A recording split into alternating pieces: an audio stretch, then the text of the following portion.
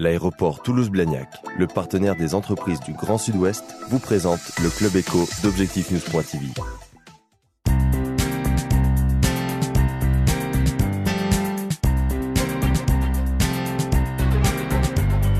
Bonsoir, bienvenue dans le Club Éco d'Objectif-News.tv. Jean-Michel Verne est notre invité aujourd'hui. Bonsoir. Bonsoir. Vous êtes président du directoire de l'aéroport de Toulouse-Blagnac. Un record d'affluence battu en avril dernier ici à l'aéroport de Toulouse. Oui, c'est vrai que c'est la concrétisation de ce qu'on constate depuis le début de l'année, c'est-à-dire un trafic relativement important. Et on a battu le record d'affluence, donc près de 28 000 passagers dans la journée, sachant que le précédent datait des années 2005. Donc il y avait quand même un écart, l'effet crise si vous voulez. Et donc depuis le début de l'année, on constate une croissance forte. À peu près sur les 5 mois de l'année, on aura à peu près 10 à 11% de croissance du trafic. Ça s'explique par quand même des phénomènes climatiques qu'on a vus l'an dernier. Alors il y avait eu un volcan et puis il est en train d'arriver de nouveau, j'espère qu'il nous épargnera. Il y avait eu beaucoup de neige, des choses comme ça. Et puis que le trafic repart incontestablement, je pense dû à l'activité économique qui repart et aussi à l'offre qui a pas mal augmenté. Donc, il y a un effet all day. Alors l'effet all day pas en tant que tel, il y a un effet, le all day a eu un effet, et vous savez, on en avait déjà parlé. Pour nous, le all day, c'était un moyen de dire on peut se développer, on en a les moyens et on veut se développer et on doit rendre des services aux passagers.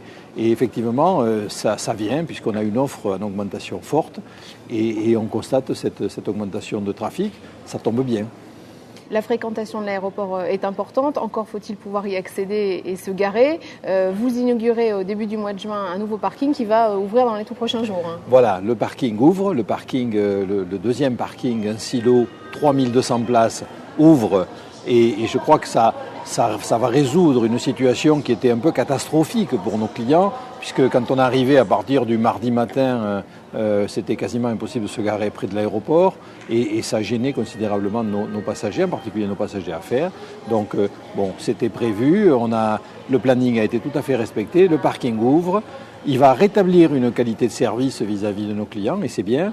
Et puis aussi, il va nous permettre d'offrir de nouveaux services liés au parking. On va faire d'abord des offres promotionnelles pendant l'été, des offres promotionnelles à la rentrée sur les abonnements. On va mettre en service une réservation sur Internet d'ici la fin de l'année. Réservation de places de parking. Réservation de places de parking. Et dès la rentrée aussi, sur Internet, vous aurez la situation des parkings, c'est-à-dire est-ce qu'ils sont complets, pas complets, etc. Donc on va améliorer l'offre liée au parking de façon à ce que ce soit plus facile de se garer et qu'on retrouve une situation meilleure que celle que nous avons vécue ces dernières années. Où se situe ce parking nouveau ? Alors le parking est juste en face du hall day, à côté du parking P1, il s'appelle P2. Il va y avoir une signalétique mise en place. Bon, je pense qu'il se voit, parce que c'est un bâtiment qui est encore plus grand que le P1, qui de l'avis de tous, y compris du maire de Blagnac, Bernard Keller, qui est membre du conseil de surveillance, dont on en parlait ensemble vendredi. Je pense qu'il est bien, il est différent. Un petit peu, il est dans le même esprit, mais différent dans sa façade.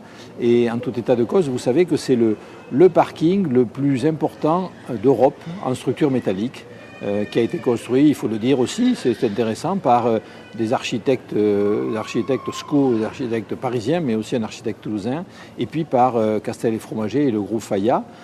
Donc c'est une entreprise, j'allais dire, régionale, qui est bien connue ici. Et ça s'est très bien passé dans sa construction et j'espère que ça se passera bien dans son exploitation. Vous avez une actualité cette fois parisienne, en tout cas nationale, puisque vous venez d'être élu président de l'Union des aéroports français, l'UAF. C'est important pour vous et c'est important pour Toulouse dans la perspective des évolutions, notamment des capitaux des aéroports. Oui. Alors l'UAF est notre syndicat professionnel qui représente tous les aéroports, depuis l'aéroport de Paris jusqu'au tout petit aéroport. Claude Terrazzoni en a assuré la présidence pendant 2 mandats. Il a transformé une association en syndicat professionnel, c'est important. Donc là, j'ai pris le flambeau, ça s'est trouvé comme ça. Je pense qu'il n'y a pas de mémise toulousaine, ça s'est trouvé comme ça. J'en suis ravi, il m'a bien préparé le terrain, on fait une transition douceur et surtout on fait une transition avec une équipe d'aéroports qui veut s'en occuper, qui veut s'impliquer, parce que les aéroports c'est important pour le développement du transport aérien. Vous savez que la problématique de capacité des aéroports va se poser dans les années à venir en Europe, c'est incontestable. Bon, il y a des questions environnementales très fortes. Il faut montrer qu'on fait des choses et qu'on n'a pas à être pointé du doigt comme on l'est. Il faut défendre le transport aérien dans son ensemble. Vous savez que l'UAF est associée à la FNAM, la Fédération nationale de l'aviation marchande. Donc je vais poursuivre ce que Claude avait entrepris. Et je pense que, bon, voilà, au-delà de l'engagement un peu personnel que ça représente, c'est certainement bien que l'aéroport de Toulouse soit présent. Merci Jean-Michel Vernin. Merci à vous.